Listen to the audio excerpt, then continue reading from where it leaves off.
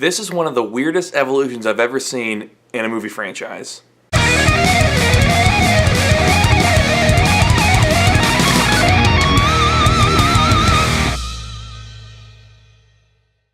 So I saw The Fate of the Furious today, and this is a very interesting observation to see where this franchise kind of, for lack of a better term, mutated.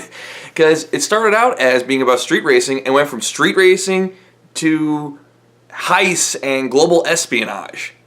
Now, do I understand why they didn't make them all about street racing? Yes, I understand why they didn't make all of them about street racing. I mean, there's street racing sprinkled throughout, like in this one. It's at the very beginning, one of the first things, like in the first 20 minutes, there's a street race, and it's a very interesting and exciting action sequence.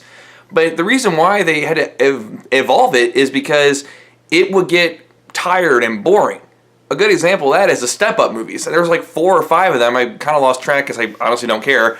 But the thing is, though, is that I like the first 2. I saw the first 2. I thought the first 2 were cool. But then I saw the third one. I'm like, okay, I've seen this before. Like, I've seen all this before.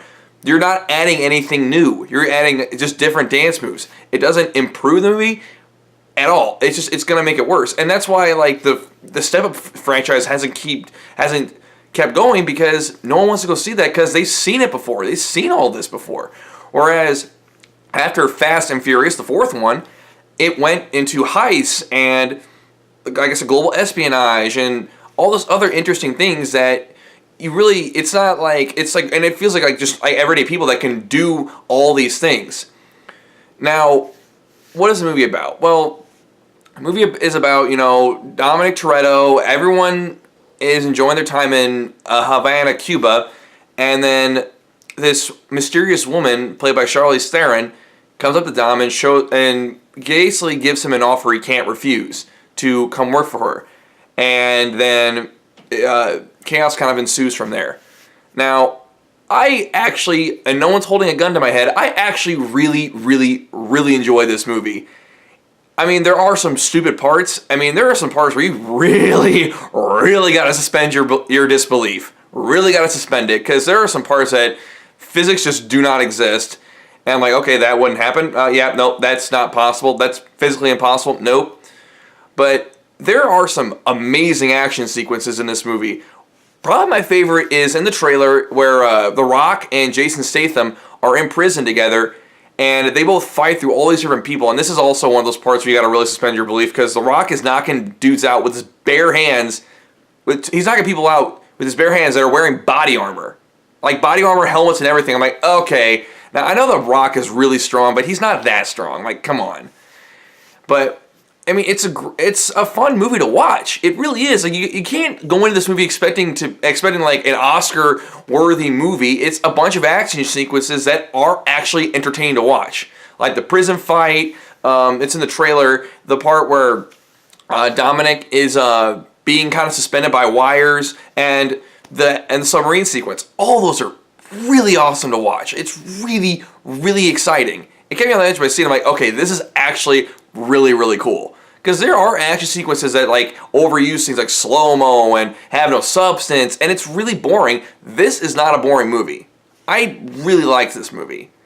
And I mean, everyone's great in it. The Rock's good. Michelle Rodriguez, Tyrese Gibson, Ludacris. Everyone that was in the previous ones or in this one are great. Now, I will address this. Paul Walker, yes, he did die tragically in a car accident before the 7th one was released, and I honestly don't agree with them releasing another movie. I thought that the way they ended Furious 7 was really the best way they could have ended it, and people are like, oh, well, it's a great way to tribute. Like, no. Like, with the Wiz Khalifa and Charlie Puth song at the end of it, like that's how they should have ended the franchise. I think the one thing I don't like about this movie that is probably the biggest thing is I don't think this movie should have ever existed. I think this movie was just a cash-in. I mean, it's still a good movie. I'm not going to say that, take that away from it, but it can tell it's a massive cash-in. Now, they do respect it. They do respect him because there's 2 mentions in the entire movie that reference Brian from the previous ones. They barely mention his character, or even Jordana Brewster, because Jordana Brewster, who played Mia in the other ones, she's not in this whatsoever. And I agree with that. I think that they should just have never mentioned him. I'm like, okay, yeah, he died. Let's not mention his character. He's not a part of it. Let's not bring that up. And they did a good job of doing that. But overall, this movie was a very good, turn your brain off, popcorn action flick that, frankly, I could see a lot of people really enjoying and really having fun with it. I mean, if you go into this movie expecting like something spectacular, like some of the best, like Oscar-worthy or anything like super fun, like you're gonna be disappointed. But this is a fun movie to watch. I give this movie an 8 out of 10. Mainly the biggest complaints that like there are some parts where you really got to suspend your disbelief, and it feels like a massive cash in, like a cash grab. It just feels like a cash grab to me, but it's still an enjoyable movie, and I would recommend this to really anyone who's a fan of the franchise. Alright, thank you everyone for watching my review. If you want to watch my last one, it is over here. And if you want to click my face and subscribe right down below, that'd be awesome. I post videos at least once a week, and I'll see you guys next time. Peace!